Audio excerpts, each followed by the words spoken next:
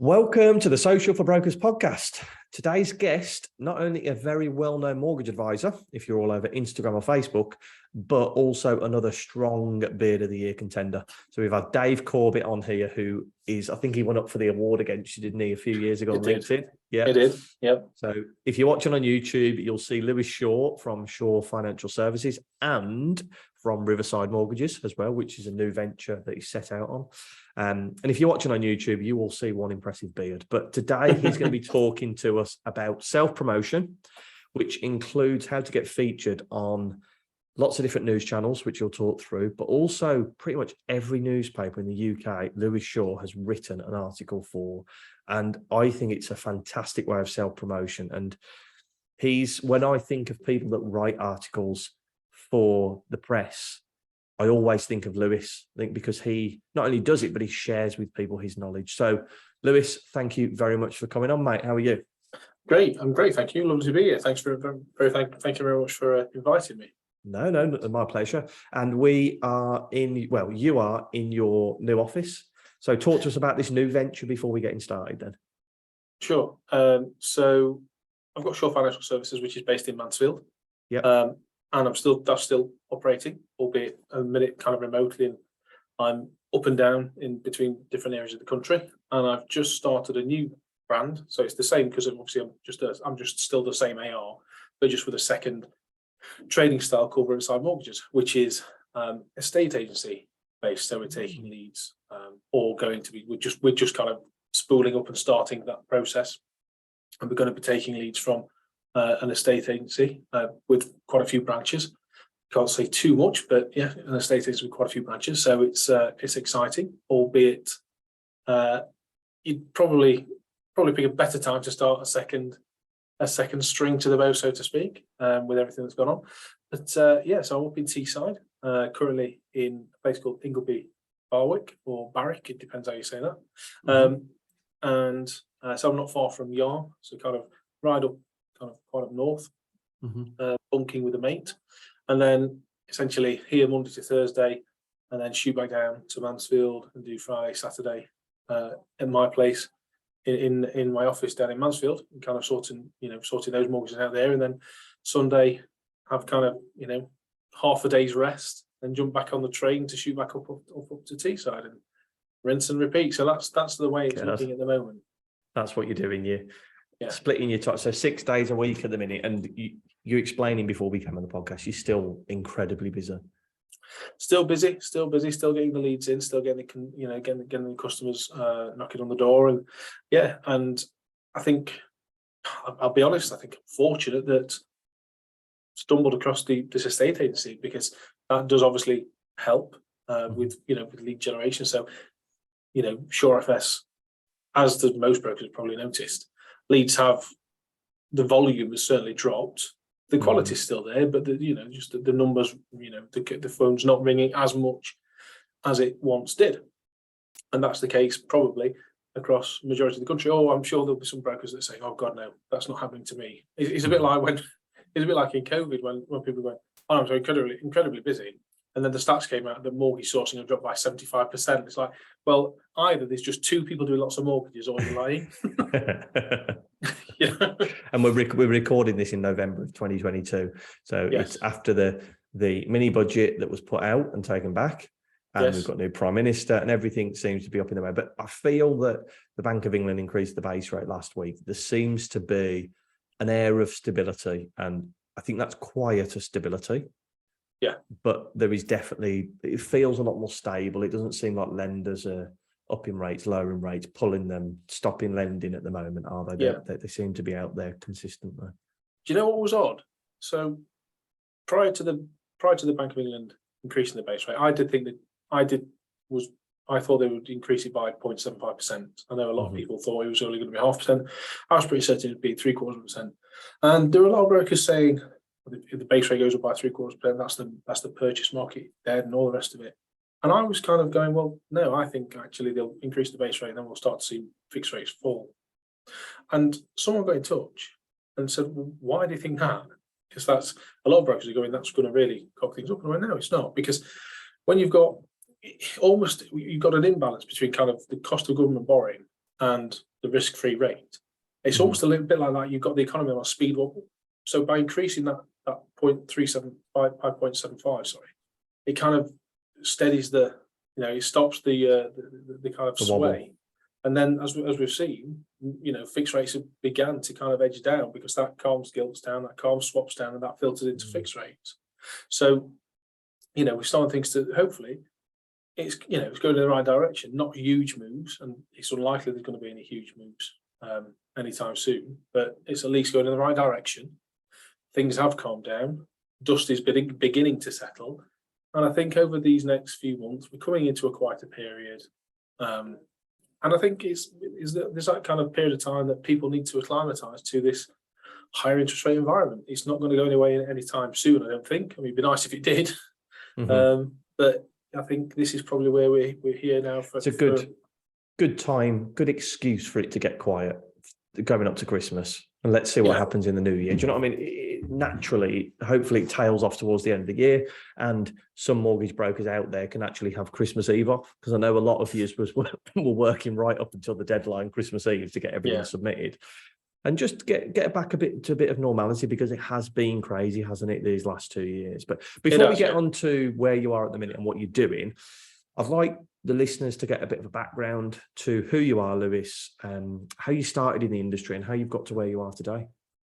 Okay, so I started in the industry 2015.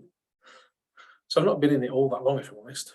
And I got into it by accident, really. So I was in the forces. I left the forces. Okay, didn't know that. I was medically discharged, and then they paid for you. Got a resettlement allowance, where you get an amount of funding to be able to retrain in whatever job capacity that might be, up to obviously a limit of X amount of money. And I didn't know what to do, and I spoke to a friend of mine who's an IFA, and he said, "Well, what about mortgages? Like CMAP, you'll do that qualification pretty sharpish. You can make some decent money at it. Why not consider that?" So I spoke to the resettlement officer in Nottingham, and she put me in touch with a training provider down in Southend-on-Sea. Went down, did 2 weeks, like a intensive crash course thing, read the books, went down, did the first week, took the exam, went back for the second week, read the books, took the exam, got the qualifications, and then that was that. And then I got my first job in London, and that was purely because I'd been based in London in the forces. I'd come back to my neck of the woods, and then thought, well, actually, do you know what? If I can kind of cut my teeth in London, I'll probably learn a lot in a very short space of time, because you're going to see a lot of different customers, a lot of different property types. There's going to be that's where a lot of stuff happens. And so I got my first job based in an estate agency. I worked around the corner from the Shard. Nice. And that was nice. But it was good because I did cut my teeth. I did learn a lot in a very short space of time. And I was very, very fortunate to have a guy called Tom. That was a great broker, still is a great broker, been in the industry for donkey's years, knows everything. He's forgotten more than some brokers know, that type of guy. Yeah. And I was very fortunate that he took me under his wing and basically showed me the ropes, told me what to do. And I didn't realise how fortunate I was until I was kind of mixing it with other, because I came into it not knowing anyone, and then you start mixing it about with other brokers, and I realised actually I've had a lot of education in a very short space of time here. So that's how it happened. And then I carried on, worked for various places, and then decided to set up my own thing in it was April 2019. Right. Okay. So quite recently there. And why set up on your own rather than go and work for a corporate or for a call center mortgage brokerage? Honest answer is it's the Marxist in me racing to the fore. It's that I'm not particularly keen on people making cash off my back. If I'm speaking to a customer and that customer makes me a profit of £500, I've used my labour and knowledge and all the rest of it. So I've used my energy to generate that income, and that income therefore belongs to me because it's my labour that's been expended in generating that income. And I don't think someone else should benefit from that if they've not done the work for it, basically. Do you know, I love that. I love some people might come out with a bit of a bit of an answer, like, I want the flexibility, or I want the ability to do it my own way. But you're very honest. Well, no, if I'm doing the work, I want to get paid for it. I don't want someone taking a cut for something that they've had no. Especially if you've generated the lead as well. Yeah, you don't want somebody. Yeah. And that's the thing. It was a case of I knew how to generate leads, in so much as if you don't talk to people and you're a decent person and you know what you're doing, you'll get customers. You'll get the customers, yeah. Do you know what I mean? You know, so that's Shore Financial Services, and you've got this other trading style with the estate agent side. So when you're then promoting, you turn around, you obviously started on your own, you've got to start generating leads. Did the PR side of it come from? I'll tell you what, actually, let's start. Where have you been featured to start with? Crikey. Without sounding arrogant, and it will sound arrogant. No, go for it. I've asked you. So it's more a case of, I think, where I haven't, because I'm very, very fortunate that I stumbled across a fantastic online platform called Newspage in the start of COVID, and signed up to it. At the time, it was free. There's now a monthly subscription, and it's classed as the world's first free PR platform, set up by a guy, a bearded maverick himself, called Dominic Hyatt. And there's another guy that's working. There's a few people now that are working there. The new CEO is called, I'm going to try and pronounce his name, Jukka Varnanen. I think that's probably wrong. He's just joined. He's a great guy as well. And essentially, what Newspage does is it's attempting and succeeding to democratize media, in the same way that the internet democratized information. In the same way that the Votes for All basically democratized the country. There's been a subsection of people that get featured in the media and in the press, giving their opinions on everything and anything and everything, even though they might not have direct experience of doing that thing. You know, you see macroeconomists on the TV talking about the high street, and they're looking at data and charts and all that kind of stuff, and it's good to kind of get an overview. But do they really know what it's like to run a small independent shop? Do they really know what it's like to be a landlord? Do they really know what it's like to be a mortgage broker or an estate agent or a physical therapist or whatever, any small business? And the point of Newspage is to give people at the coalface that are doing the job, that are seeing the problems, that are understanding the challenges, give them the chance to actually get their voices heard. Because actually, that's where the real economy is. It's a bit like when you hear economists talk about models, and for example, you hear some academic economists, they'll say, oh, there's been an exogenous shock to the model. Well, so what you're saying is that something outside of the model has happened, which has caused the model to no longer fit. It's like, stop looking at models, look at the real world. Look at what's actually happening. It's very similar to if they ask somebody for their opinion on the mortgage, say the estate agency market, sales market in London, compared to, I don't know, where up north, Liverpool. Yeah, they're going to be two very, very different answers. London have lost a lot of overseas investment, so they're talking about how the market is terrible. There was a lot of Russian money that was taken out. Yet people in Liverpool a few months ago, absolutely booming. So there, as you said, but if that person in London was the only person that was contacted for an opinion, and I assume that's what Newspage is trying to do, is trying to give an opinion to everybody, opposed to just the people that can get in the papers. Yeah, but also there's no one's got a monopoly. No one's got a monopoly on ideas. No one's got a monopoly on wisdom.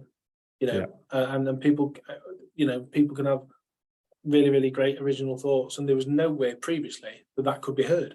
I mean, I think there's not that many TV journalists that stand up on TV and talk about finance matters.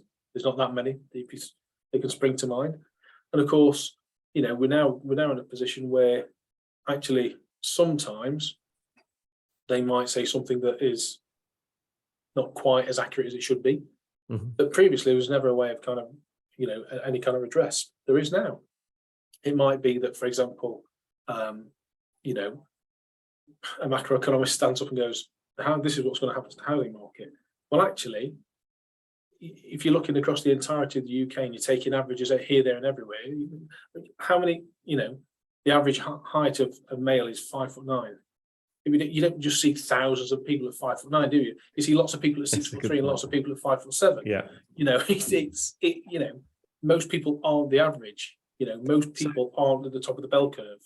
So it's enabling people like you that run mortgage brokerage companies yourself to get your point across and get your opinion across.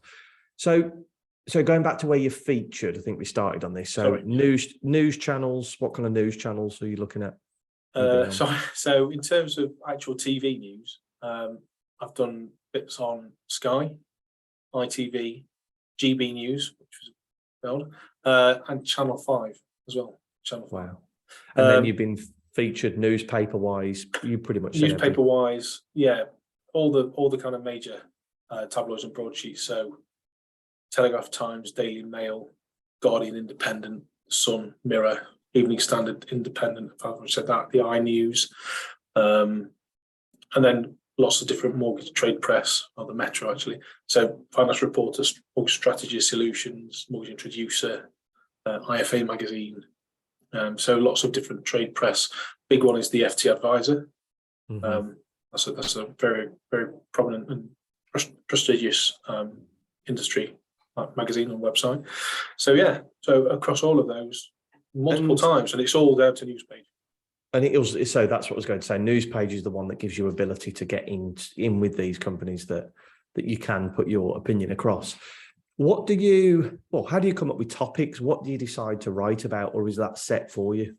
That's set for us. So what happens is Newspage is essentially, as an individual, you set up a profile, a bit like you would Facebook or Instagram or Twitter or whatever. You set up a profile of what you do and what alerts you want to receive, depending on what job you do. So if I was a physical therapist, it'd be about physical therapy, to be about social services, probably something, do you know what I mean? Whereas mine's all geared towards mortgage, insurance, conveyancing, property, UK mortgage market, housing, economic, etc. And then what happens is they generate alerts. So you'll get in your inbox, there's a Newspage alert that either a journalist has come on and they've said, I want views about Help to Buy ending, I want views about first time buyer, demand dampening, these are recent ones. Or what about what's going to happen to property prices in the next 2 years? So that there'll be a specific set of questions that come in.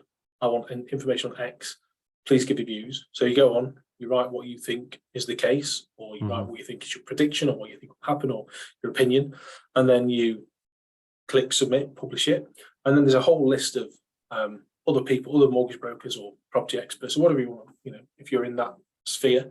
And then the journalist comes along and essentially cherry picks the bits that they like and constructs a story, and that's that. And then you get featured, and then so it'll be like, for example, you know, we're talking. So on the Sunday Times, just gone, there's a bit about interest only mortgages, part and part mortgages, and myself and a chap called Riz Malik, who probably would be a good shout to get on here as well. We were talking about, my quote was something to do with, if you're going to have an interest only mortgage, it's not a silver bullet, basically. You've got to repay it at some point. So if you're genuinely thinking that's the only option, it might be an idea to consider that you're just over leveraged. So, you know, rather than put yourself under more financial duress, have you considered downsizing? Have you considered moving? You know, so it's not full, although I have done the odd kind of op-ed bit. So I take those bits and bobs, quote you in the papers, often with a backlink in certain ones.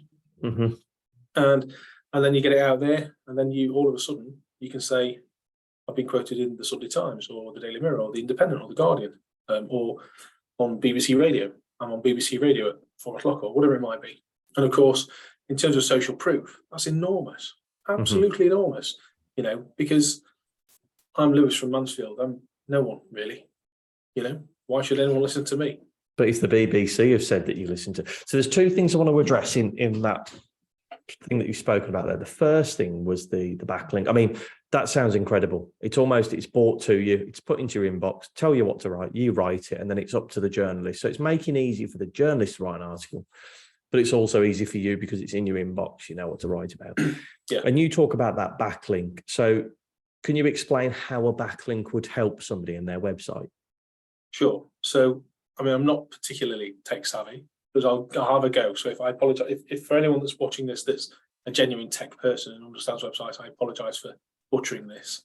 So So a backlink is essentially a signal, a link back from their website to your website, and it's all to do with domain authority. So if that website's got high domain authority and they send a link back to your website, that means Google goes, oh, so this person, this business, if someone's searching for mortgage advisor in Mansfield, when it's kind of working out where it's going to rank you on the Google search, if you've got lots of backlinks coming in from very high domain authority websites, it's going to go, well, this person must know what they're on about. And if someone searches for a mortgage advisor, and it'll go, oh, well, that's probably the best fit. We'll show that result first or higher up the list, essentially. So it improves your own domain authority, but it basically improves your search engine optimization. So you show higher in Google rankings when people search for mortgage broker Mansfield, mortgage advisor near me, whatever it might be. Best first time buyer mortgage advisor in wherever. So, but by doing that backlink, it helps. Essentially, I think of it as if you were walking down the street and a bloke came up to you and said, Lewis is a really good mortgage advisor. You kind of think, all right, random bloke told me on the street. Yeah, if you went home, put the news on and BBC News said, Lewis is a really good mortgage advisor, you're much more likely to pick up the phone because BBC have said it. That's essentially what the backlink is doing. So you're getting the benefit of that. Then when it comes to social proof, so obviously I'm big on social media, has it helped you win more business? The honest answer is it's difficult to know. Okay. There's probably some kind of really techie way of tracking it. I don't know how. I mean, I have had calls from people that have literally read an article and then Googled me and then rang me, and I had a guy ring me from down in Exeter and he read a Daily Mail article or an Express article. So that does happen. Admittedly, it's not often, but it does happen. Mm-hmm. But it's more about being able to share. Oh, look, here's some information on the mortgage market from, I don't know, last Sunday, the Sunday Times. The Sunday Times talking about mortgage and what you can do.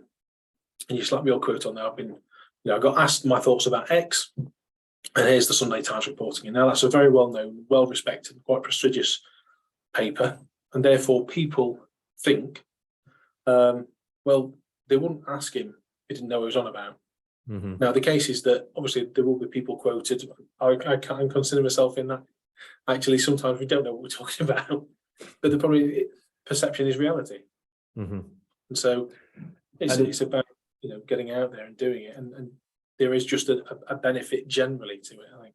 And I like the way that you've used the word generally there, because you never said I upload a post about featured on the Sunday Times and then I get 5 leads.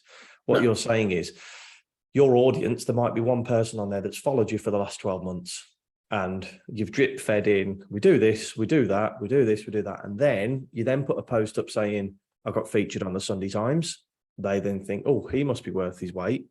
Then the next post that is about first-time buyers and the help to buy. And then 5 posts down the line, you've then built this story for them about how you are a well-rounded broker, that you've helped somebody, you've got a good Google review, and you've been featured on the Sunday Times.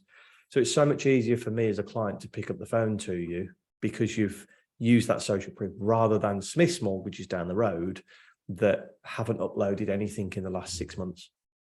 And that's the case, isn't it? Because unfortunately, you do have. So the thing is that within mortgages, and this is a generalization, and I don't want to appear rude. Here's the thing: there are some people that are absolutely fantastic at marketing, and some of those people that are fantastic at marketing are also very, very good brokers. But that's not often the case. Whereas you can sometimes get people that are good at marketing and not great brokers. But also you can get fantastic brokers, but not particularly great at marketing. And so the marketing alone is useful for generating leads, but it doesn't mark you out as good at your job. Whereas, as you say, the combination of factors, the combination of I've been in the Express, I've been on BBC Radio, I've got, I can say I've got over 100 5-star Google reviews, I've got stuff on Trustpilot, all these other bits and bobs, I've got Facebook reviews. It all builds that picture. It gives confidence to people that they must know what they're doing. And then it comes down ultimately, because there's some other great brokers in Mansfield. There's 3 or 4 brokers in Mansfield, I'd become, if I lost a customer to them, I couldn't say hand on heart, you're going to get a worse service or a subpar product, because they wouldn't, because they got to do what they do. And it ultimately comes down to, some people, would I buy a particular car from a very shouty, flashy salesperson? No. Would I buy that same car from someone that's a bit more quiet, a bit reserved, and just goes, "Hey mate, do you want to take that for a test drive?" "Yeah, please." Do you know? So it's horses for courses. That's it. You're never going to win every bit of business, but I think during this time where it is going to get quieter, I heard a great story about Kellogg's, that they were never the number one in cereal manufacturers. There was somebody else that was number one, and they dropped their paper advertisement with them to cut costs. Kellogg stepped in, took their spot, and then ended up being number one, because when a lot of people were retracting, which a lot of people do this time of year in every business, a lot of people post less on social media themselves because they think, well, it's quiet, I don't really need to be posting much. Now is the time you should be ramping up your posting, because it's darker nights, it's colder, more people are at home. Just because your business is quieter, whatever you do now will have an effect in January. Yeah. And that's what I wanted to speak to you about. What do you upload to social media? So the news articles, of course. Occasionally I'll do a reel, I'll do a live. I don't mind doing a live. I'll sometimes jump on lives with other brokers and just have a chat and just kind of shoot the breeze. So sorry to jump in there. You did a really cool thing with lives when the base rate was going up, and you jumped on, didn't you? And when there was the budget. Yeah. You jump on and try and just calm, because you've got that very calming voice. You can see why you do it now. You just jump on, guys, this is what's happening. And you talked about a negative ferret before we came on the neg ferrets, neg ferret. So talk us through a neg ferret and what you do to try and.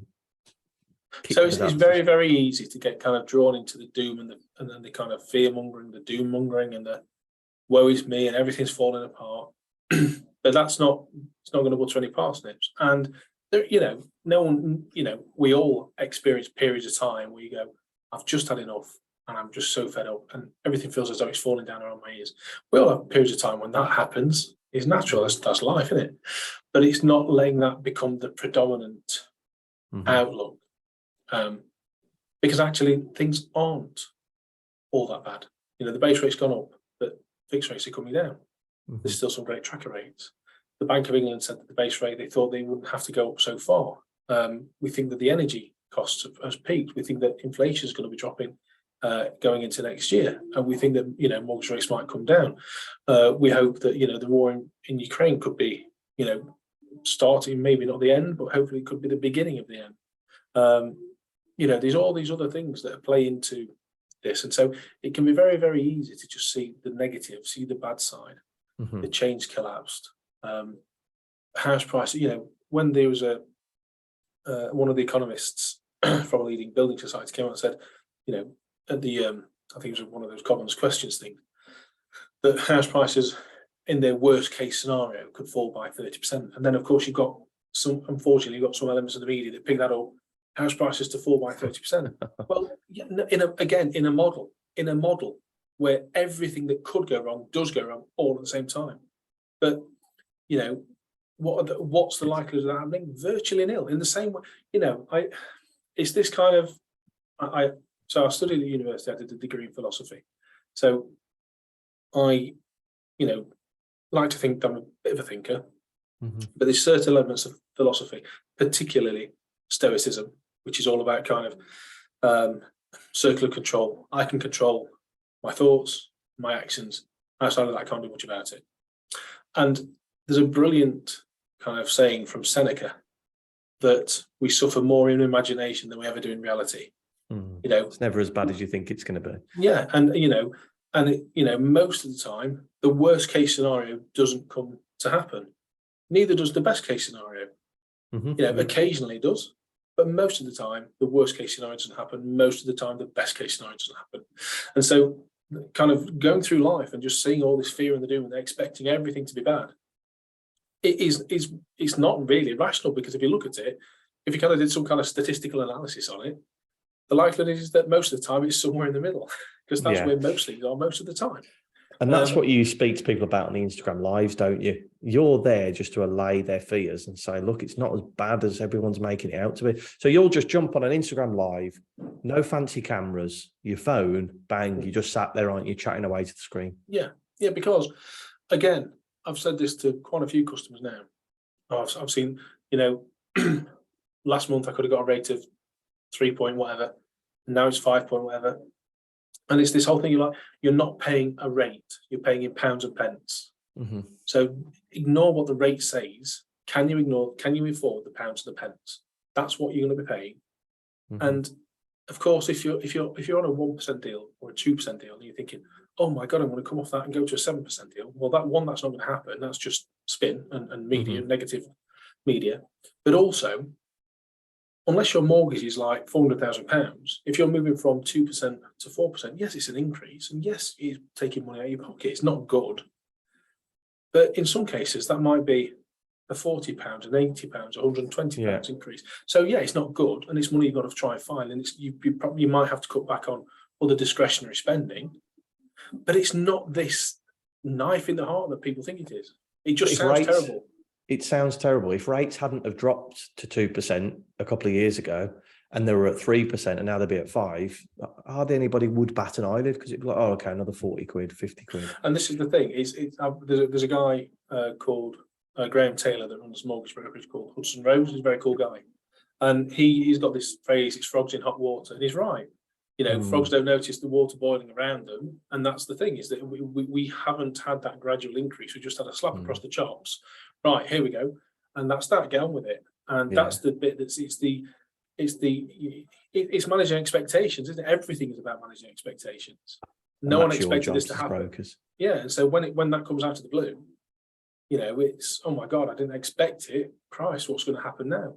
Everything goes up in the air, the dust settles, and now we see actually it's not quite as bad as anyone thought, and it's probably not going to be quite as bad as everyone's predicted. Mm-hmm.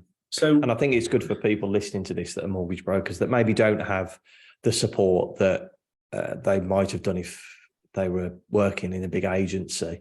Just listening to what Lewis is saying there, every broker's having the same conversations. It's how you deal with those conversations with your clients and how you portray it on social media. You could put a post out there, panic, panic, panic, get in touch. But what Lewis does is actually, no, let's do a quick video. I'm here to let you know that it's not as bad as you think it is. And I think that's quite powerful. Yeah, and it's genuine, I think. So for example, we talked just before the recording about this the way that kind of now a lot of people are talking again about negative equity. Mm-hmm. And it's allowing it to become this bogeyman that sits in the background and everyone's petrified of negative equity. And yet, if you're renting, so let's say you buy a house. Well, would you use basic figures here? You buy a house for 100k and you put 5k in. Mm-hmm. You got a mortgage of 95k. Let's say that's costing you, I don't know, £500 a month for the sake of keeping figures straight. The likelihood it was costing you £650 a month to rent an equivalent property. Mm-hmm. Okay, so now let's assume that house prices decreased by 10%. Yeah, and let's assume you've not paid anything off your mortgage. Bear with me on this. So your house is now worth 90k. Your mortgage outstanding is 95. It would be a bit lower. Let's say that all happens on day one. If you were renting at £650 a month for the next let's say you're on a 2-year fix. If you're renting at £650 a month for the next 24 months, that's £15,600 you would have essentially set fire to, but you've got no asset at all. Mm-hmm. Whereas if you're paying £500 a month off your mortgage, okay, so it might be that after 2 years that your home has then recovered back to say 95, perhaps, or maybe it stayed at 90, but your mortgage balance has increased, but you've got an asset. Yeah, the loan on it might be now in excess of what the asset's worth, but you don't buy a home to flip every 2 years. It's a long-term thing. You made it 10 grand, haven't you? Yeah, and we know that every single crisis that's happened, whether it be 1929, 1947, whether it be 1987 or whatever it was, 2000, 2008, and whatever this becomes known as, house prices continue to rise because we've got a structural problem with not enough homes, too many people, and our planning system's a bit knackered. But also, we've got a lot of wealthy people that want to buy assets, and while ever this whole thing of, I suppose this gets into the old trickle-down economics thing, but in terms of this idea that if wealthy people are given more money in their pocket, then they go and spend it and they're going to go and invest in stuff. Well, that's great, but a society doesn't get rich by just buying existing assets. It's only by when it generates new assets. So it builds new homes, or it builds another wind farm, or it builds some solar farms, or whatever it might be. But of course, it's a lot easier if you're wealthy to buy existing assets that you can get a return on from day one. And that's the primary reason why, even if house prices, I think, come down in the short term, they'll continue tracking upwards, because we're in a situation where a lot of wealthy people can't put their money anywhere because there's no real returns. You're generally safe with bricks and mortar because we can look back from the 40s, the 30s, the 20s. We just see this big line going up like that. And if you zoom in, there are bits where it goes down, but it keeps going that way. Always keeps going up. Yeah, I think that's it. Anything bricks and mortar will always keep on going up in price, and just bear that in mind when you guys as brokers are having to have all these awkward conversations with people. It will get better. It's just not at the level that we've had for the last 2 years. But we could go on for hours, couldn't we? But before we get on the strategy question, we like to make a £10 donation to a charity of your choice. Which charity did you want us to donate to? Macmillan, the cancer support charity. Fantastic. Great charity. Right. So the strategy question, everybody loves this one. So we're going to pretend that you've moved to the north of Scotland. You've got a laptop and a mobile phone with internet connection. What would you do to start generating mortgage business? Okay. So I would do 3 things. The first is I'd go and find the busiest pub of an evening. Okay. And I would start introducing myself, and I would start talking to people, and I'd explain my situation. I found myself here. I've got a laptop and a phone. I'm a mortgage broker. So, I'm on my uppers. So if anyone needs a mortgage broker, I do know what I'm doing. Please point them in my direction. These are my contact details. Would you mind just popping in your phone in case any friends of your family need me? That's the first thing. And then I'd have a few beers with people in there and maybe play a couple of games of pool. Second thing is I'd make a cheap website on something like GoDaddy. Other website providers are available. I'd make a cheap website with a contact page that tells you exactly what I do and why you should use me. And the third thing is I'd probably jump onto Unbiased, which is a lead generation. We could buy leads as well. So I'd get myself on there, to buy the odd lead to kind of, so at least I'm talking to a customer, because no matter how good you are at your job, if you've not got anyone to talk to, it doesn't matter. You could be the best broker, you could be the super broker, the broker. The ideal version of a platonic broker, but if you've not got a customer to talk to, it's pointless. So I do that, and then the final thing is I'd set up a Facebook and an Insta, and I would post every day something useful, something interesting, and then probably something comical. You do, we haven't really touched on that, and we haven't really touched on Twitter because the time's got away from us. We've had a really good chat, but you're not serious on social media. We've talked a lot of heavy stuff today, but you are you use humour, don't you, to attract your audience on social? I try to. I just try. Well, it's not even you. I just be myself. I don't, because ultimately, when people walk in the door, if you've got a facade, I mean, some people are very good at keeping up facades. I'm just not one of those people. If I'm in a bad mood or someone's hacked me off, I struggle to hide that. Equally, if I find something funny, I just can't. If I try and stop myself laughing, I just become a hyena. So I'm just. There's no point. I might as well just be myself. And birds of a feather flock together. So am I going to end up? Am I going to end up with all the super posh, very rich businessmen? Probably not. And I could still sort the mortgages out, but would I end up with that as my natural clientele? Probably not. Am I better off with the people that you meet down the pub? People that I meet down the pub that that are happy to play a game of pool, have a pint, talk about rugby or a game of football. I work doing this, and my partner does this, and we're looking to get a mortgage. Right, sit down, let's have a chat about it. That's it. Yeah, that's being very authentic on social media. Authenticity is spoken a lot about on social, but now is the time, really, I think, in the next 3 months to show people you. Instead of pushing for business, use the next 3 months. This is for anybody listening. Use the next 3 months to really deep dive into personal content. Show them who you are. Show them what you're up to. Don't try not to really push business a lot, but just talk about you and get them to buy into you. So when it comes to their mortgage needing a conversation next year, they'll hopefully know who to speak to. And this is the thing, isn't it? There's no silver bullet. There's no quick fix. You can't generate 1 million leads overnight. And anyone that says you can is not telling you the truth. Yeah, like the get rich quick schemes, they never work. Yeah, because they did. I mean, I do feel, in terms of get rich quick schemes, especially when there's, the cost of living is a problem. I should say that when I kind of talk about, things are getting better, that's not to minimise that some people are genuinely suffering and will continue. That's bad, But the problem is that people will try and exploit that. In times of stress like this, we'll see get rich quick schemes pop up everywhere because they're very enticing. You're backed into a corner. I need to make money. I need to pay my mortgage. I need to pay my rent. And the reality is that if you're very wealthy, let's say you've got £100 million in the bank, you might be generating off that £100 million £3 to £5 million worth of dividends or interest a year, because you own assets and all that kind of stuff. But if you've got £10,000 investing, is it really going to? You might get £500, you might get £50 back. It's not going to set the world alight. And these kind of get rich quick schemes they really do prey on people's vulnerabilities, which are heightened at times of financial stress. So I wish, in a way, for social media, which is important, that that perhaps some of the companies could do more. Because I mean, let's be honest.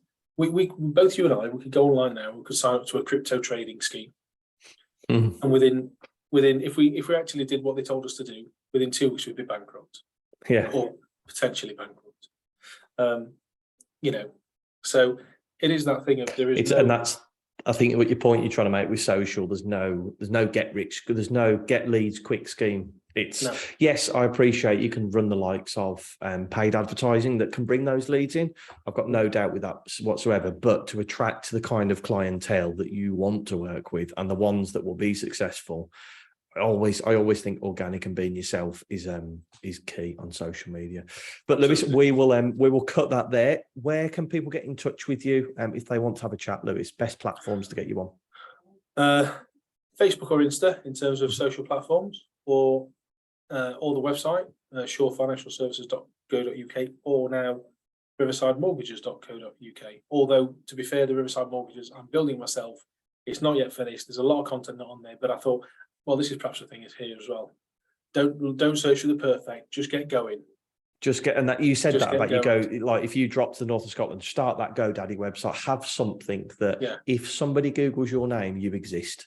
Because I think, especially in the financial services industry, if you don't have an online presence, people start to question whether you're actually real or it's a scam.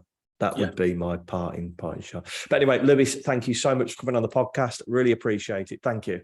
Cheers. Thank you. Cheers.